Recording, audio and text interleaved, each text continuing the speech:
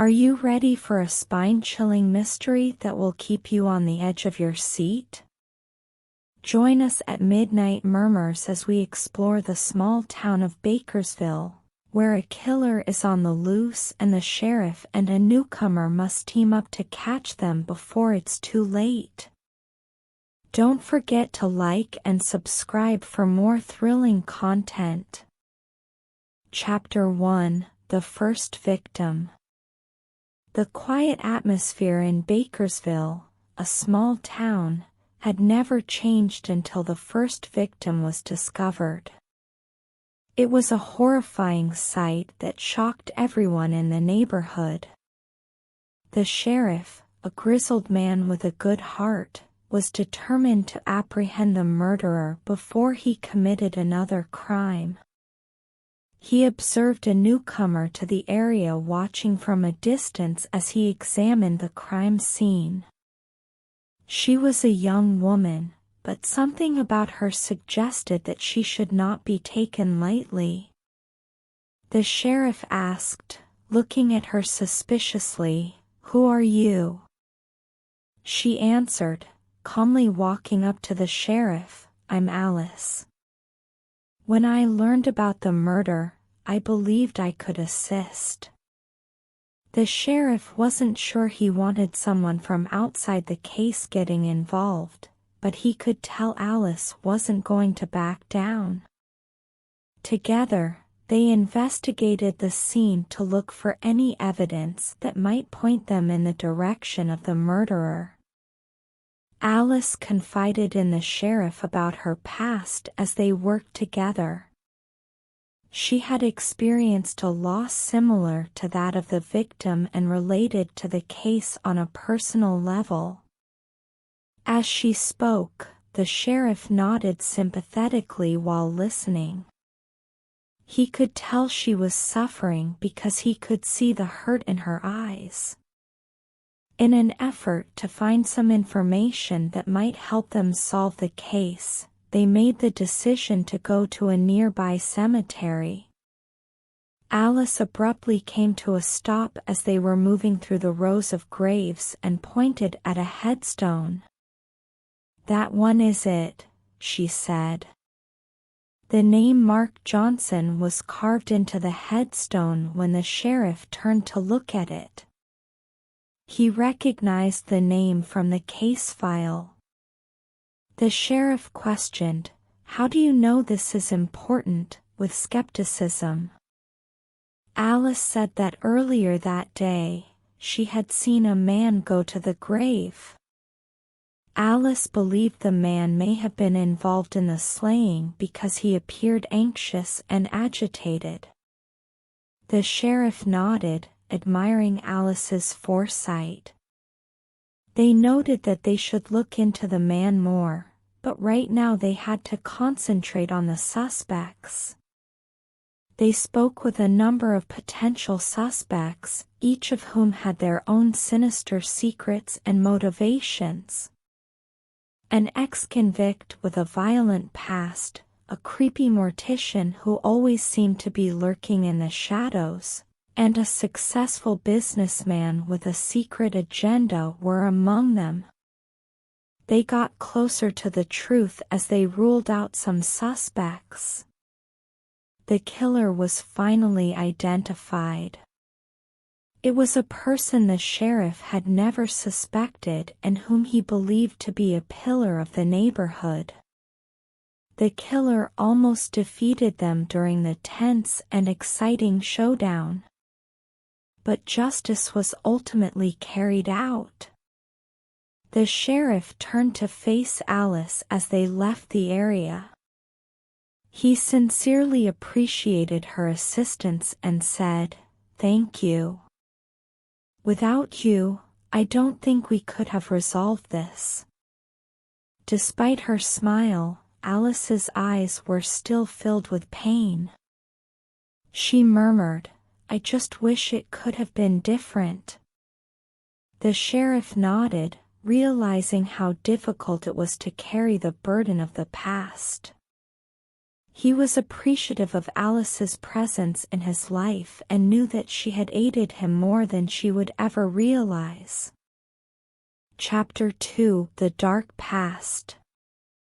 As they traveled to the cemetery, Alice sat in the sheriff's car's passenger seat and gazed out at the passing landscape.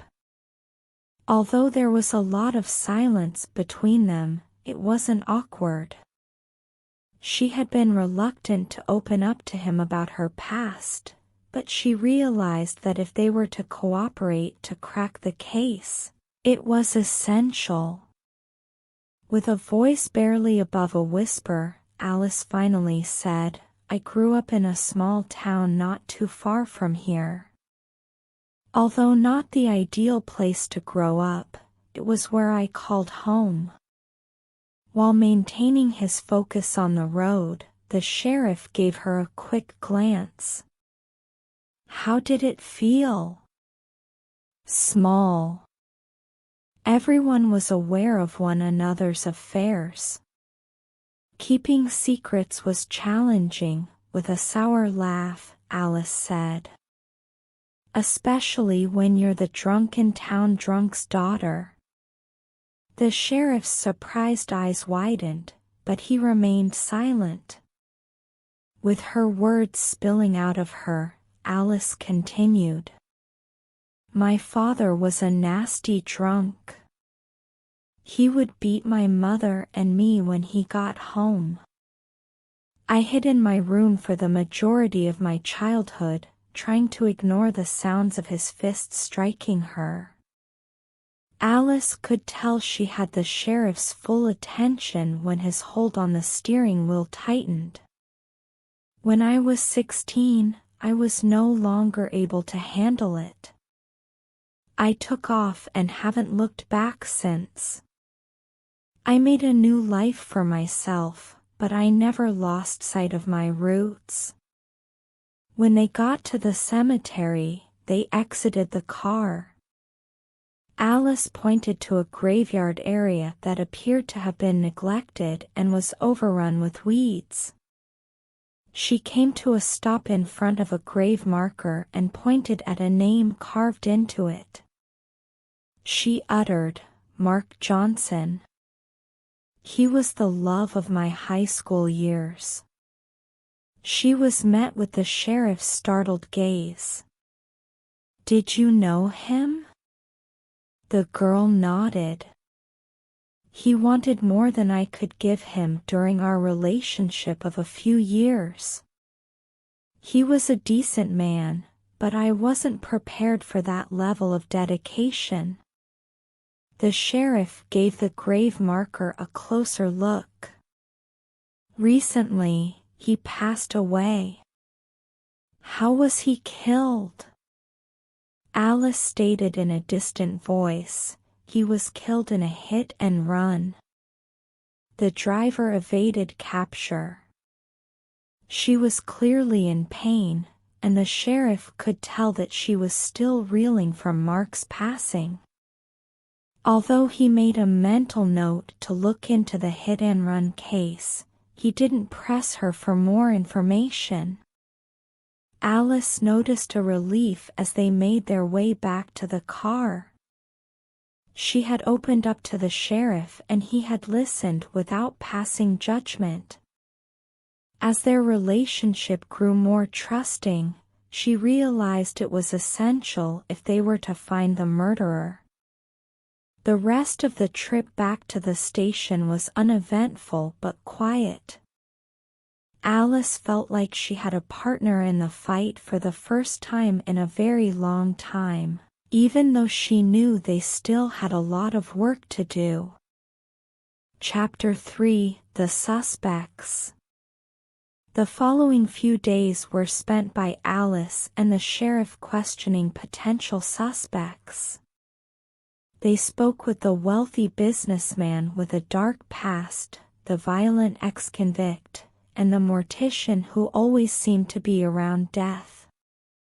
Throughout the interviews, Alice maintained her composure and the sheriff closely observed each person. He made notes about each suspect and observed their body language as he searched for any cues that might help him identify the murderer. They got closer to the truth as they got rid of some of the suspects. But there remained more questions than there were solutions. The case started to weigh heavily on the sheriff, and he knew he had to find the murderer quickly to prevent further attacks. Alice observed the sheriff's anxiety and gave him some encouraging words. She emphasized to him that they were a team and that they had already advanced the case. She also discussed some of her own experiences working as a private eye, which gave the sheriff some fresh perspectives. They put in countless hours, day and night, trying to put the puzzle pieces together. As they neared the truth, they discovered that they were in peril. They were approaching too closely and the murderer was still at large. As they found more information and got closer to identifying the murderer, the suspense increased. Alice's cool demeanor and reasoned reasoning were crucial in cracking the case. Her abilities astounded the sheriff, who was appreciative of her assistance. But just as they were certain they had the case figured out, a startling development occurred. They were wrong to suspect anyone as the murderer, and they had no idea why the killings were being done. In the end, Alice and the sheriff collaborated to apprehend the murderer.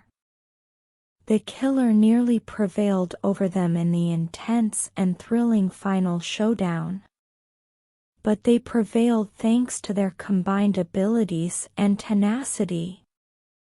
The sheriff experienced a wave of relief as they left the scene of the crime. He was appreciative of Alice's assistance and confident that their relationship would endure forever.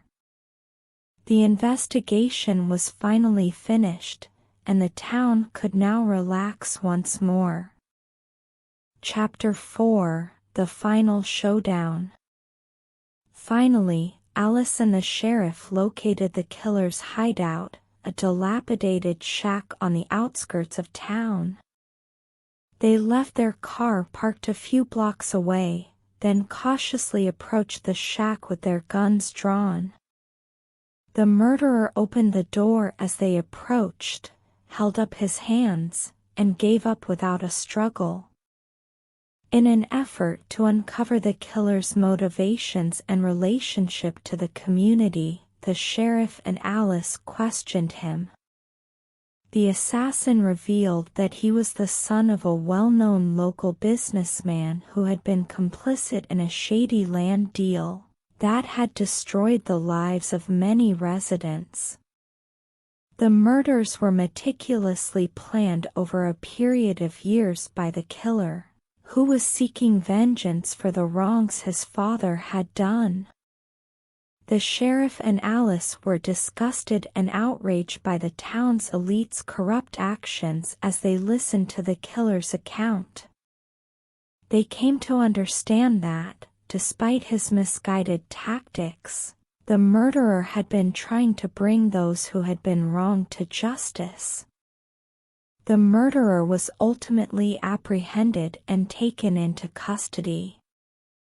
Alice and the sheriff both felt relieved that justice had been done, but they also felt sorrow for the town's loss due to the tragedy.